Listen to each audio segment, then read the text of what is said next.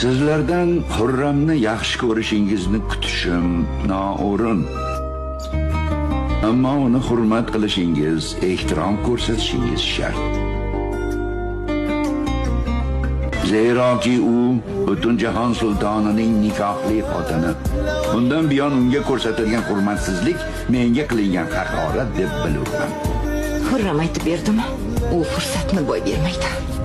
O'shaning aybi bilan boshim balodan chiqmay qoldi. Ibrohim bilan muammolaringni Ibrohim bilan hal qil, Xurram bilan emas. Shuningdek, hech kimning haqqi yo'q Xurram haqida bunday deyishga. Xurram meni xotinim, bolalarimning onasi. Uni haqoratlashlariga, behurmat qilishlariga yo'l qo'ymayman. Zero bu avvalo meni irodamga qarshidir. أنا دالي كل حنين ولا